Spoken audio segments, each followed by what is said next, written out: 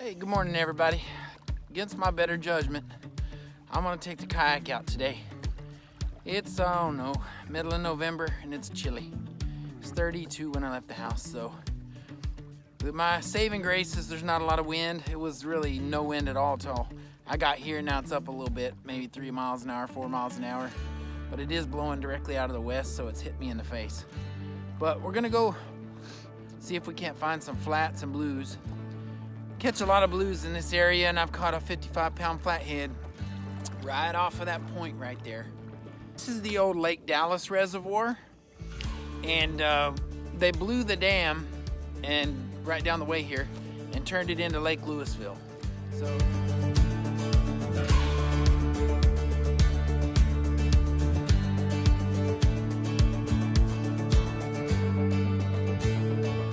whew, it's chilly. Chilly. All right, I only brought a couple of rods today. Brought my Pro Cat rods, but I did bring, well, I don't know, 1, 2, 3, 4, 5, 6, 7, 8, 9, 10. I brought 10 noodles, and I'm gonna re-rig those with some twine when we get out there. I just lock her in.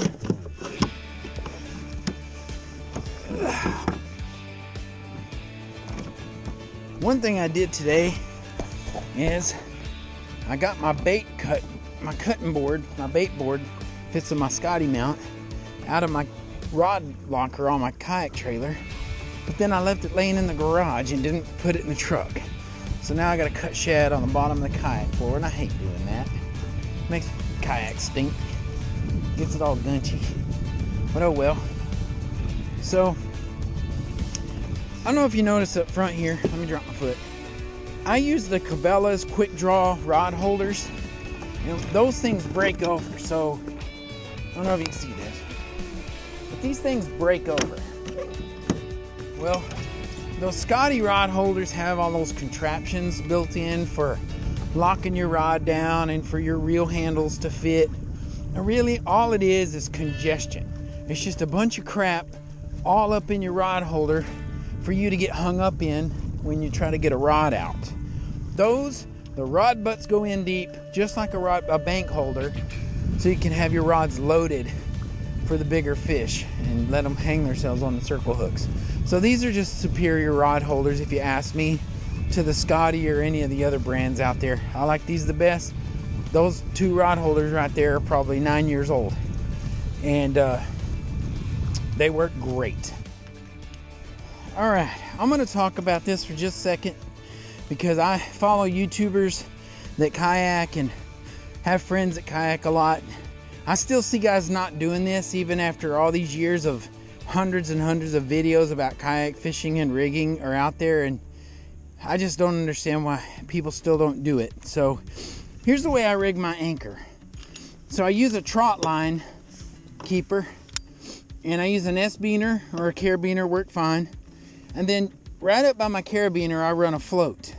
And what that allows me to do is I clip my carabiner onto my anchor trolley, which you can't see. Here's the carabiner on my anchor trolley. And I'm able to trolley my anchor point anywhere along the side of my kayak, front to back, that I want. And when I hook up on a big fish, I will unhook my carabiner from my anchor trolley, and that lets my anchor loose from the kayak, lets me float around with the fish and fight it, moving. And then this acts as a buoy to let me know where my anchor was, so I can go right back to it when I'm done fighting the fish. So instead of fighting a big fish and worrying about tangling up in your anchor line, cut it loose with a carabiner, go back and find it with the buoy marker using a float, and that way you can fight your fish and not get tangled up.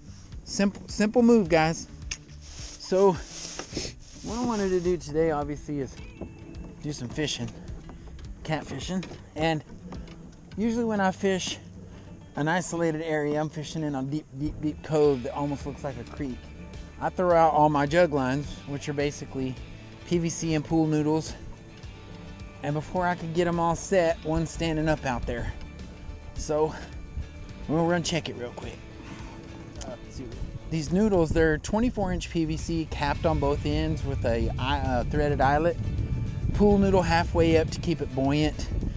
And they have counterweights in them. I use about 3-inch pieces of all thread cut into sections and inserted them into the PVC. So when the pool noodle's laying sideways, the counterweight is up at the top, and then when the fish pulls down on the hook, we end up with the counterweight switching ends, and it'll stand that noodle straight up and down.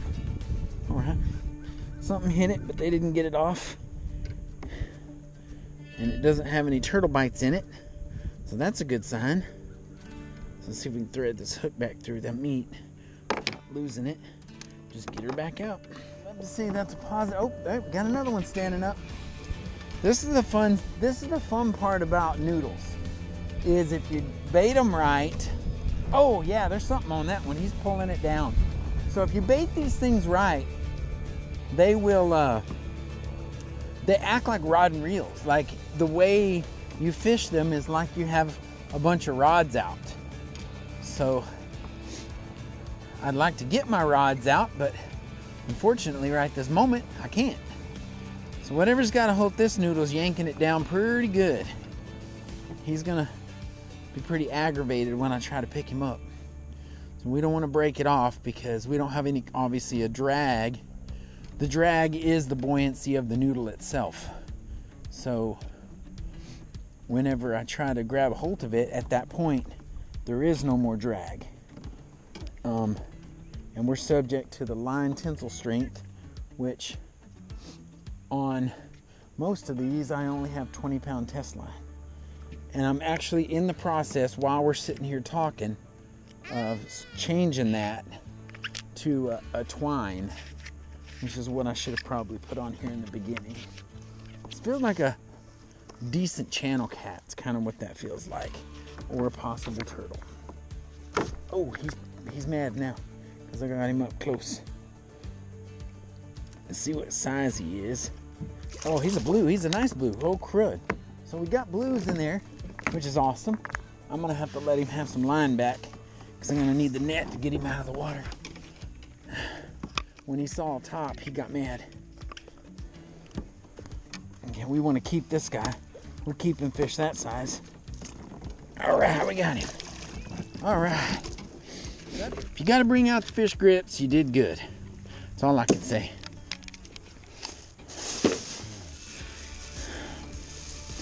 He isn't ginormous by any means, but he'll definitely, that circle hook did its job. Got him right in the corner. And there he is, guys. Look at there. Nice catfish. Ooh, that's a nice catfish. All right, I'm gonna lay him down in the bottom. He's trying to flop out, and I'm gonna make sure we're not tangled up and hooked in the net. He's trying to wiggle out. Look at him. All right, so despite having the great takedown on the jug lines as soon as I got here, it really slowed down after that. So what I'm gonna do is I'm gonna pull everything up.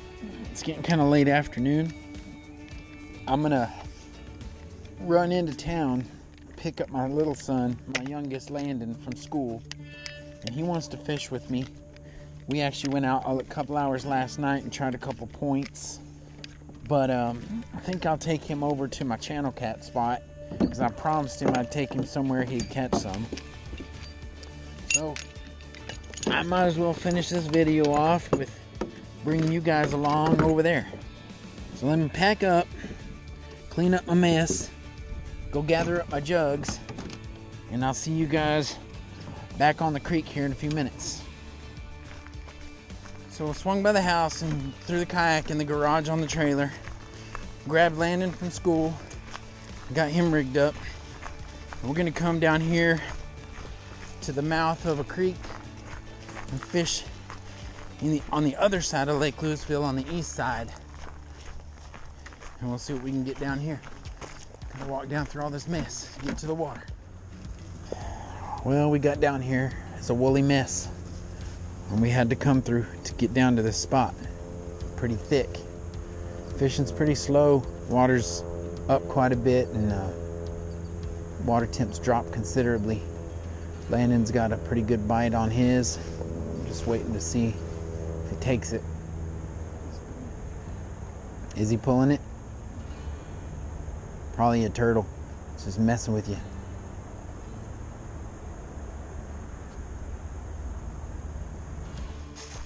Rain and I are sneaking down to my little secret bait spot.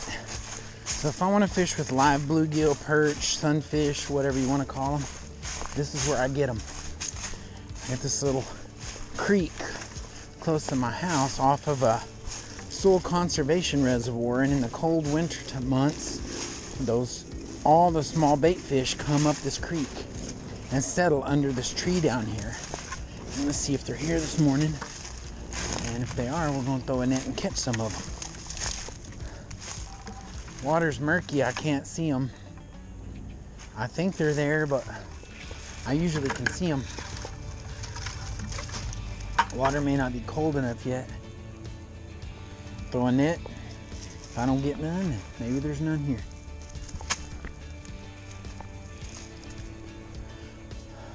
I don't see them. I usually see them by the hundreds in there.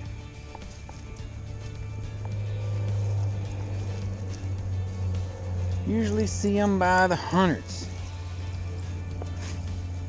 My net's all tangled up.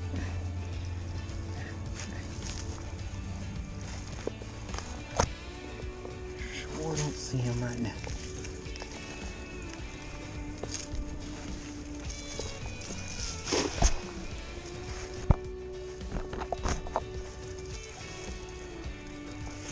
Get any?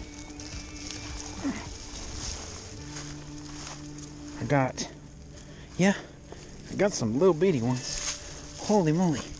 These guys are too small. They're tiny, tiny, tiny little perch. Like minnows. Can't use those. I don't want to kill them. So they gotta go back in. Those are the littlest perch I ever saw. Look at that thing. Little bitty sucker. Alright. Get y'all back in. I did catch a net full. But it's the wrong size. I need them bigger ones.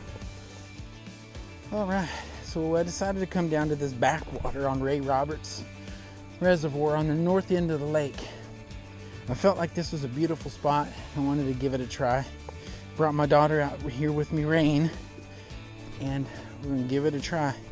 See what happens. Right. Just rolled up on a creek and got tossed out, and sure enough, before I could even kind of get the camera set up, we got one on. Don't know what it is yet, but we're gonna bring him up and see.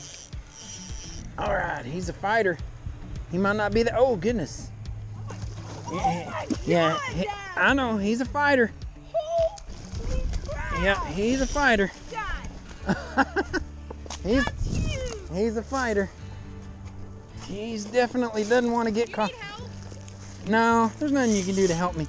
We just got to get him up the bank here. Hopefully I got a good hook set on him. All right. I got a good corner of the mouth hook set on him. All right, he's rolling on me. I can't get him. He does not want to go. All right, I got him. There we go. Yeah. All right, let's get him up there. Get the hook out. I thought it was just gonna be like a crappie.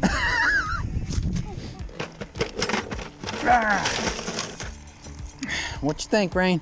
That's huge. Yeah, he's a nice one. He'll go 10, 12 pounds. He's every bit as big as that 12-pounder I caught the other day. Is that him? Yeah, they grunt.